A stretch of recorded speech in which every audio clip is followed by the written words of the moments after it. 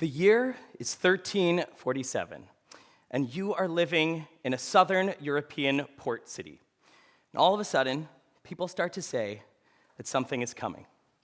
An airborne illness seems to be spread by look alone, and it might be the one, the end, the one that stops the world. And you say, no, that's not going to happen. I didn't plan for that. It's not going to happen in my lifetime. But then people start developing lumps on their throat, under their armpits, high fevers, and ungodly stenches. And then they start dying. Quarantines begin, and nothing in your life would ever be the same again. What do you do? How do you react? You are, in fact, living through the Black Death. Some people chose to blame and to find answers in conspiracy theories. Before the plague had even arrived at their cities, Jews were imprisoned, interrogated, and tortured. They were accused of the plague, causing the plague, because maybe, just maybe, they were dying less. Why?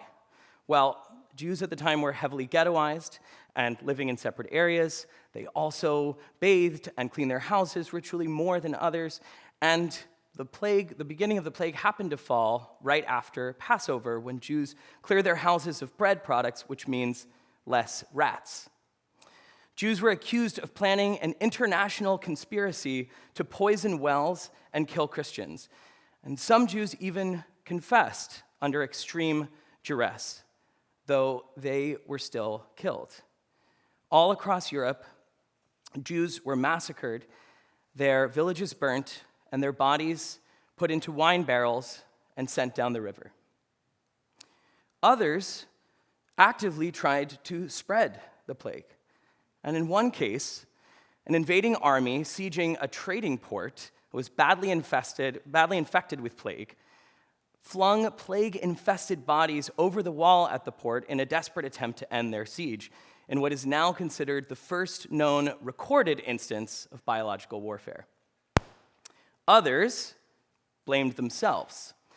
And all across Europe, groups of Christian flagellants took to the town squares to flagellate themselves, whipping themselves with rope scourges and singing songs inspiring others to join them. They believed it was their sins and wrongdoing that had caused the plague, and it was only through physical punishment and pain that God would stop the spread of the illness. I have been researching the plague to commune with histories that parallel our recent present. I am an MFA student, a playwright in the MFA program here at Brown, and with a BA and MA in history. The questions that lead my research are dramatic ones. How do I bring these stories and these characters to life on the stage? How can I use the stage to enliven rather than explain? So I wondered, what was it like to listen to the conversation of Jews being scapegoated? What might it have been like to be the person who first thought of hurling bodies over the wall? What would you do if your friend was whipping themselves in the town square? In my thesis play, Scourge, which is the product of this research, the flagellants are out-of-work actors attempting to use their stage talents to affect change in society around them. Those flinging bodies over the wall do it benevolently to bring about an easier death to their enemy than invasion. And being held for interrogation is a chess-playing Jewish writer, much like myself, who is suffering from a terrible case of writer's block, which could only be cured by the confession papers she is handed by her accusers. Facing the loss of her community, she, like me, is desperately trying to find a way to bring back the dead.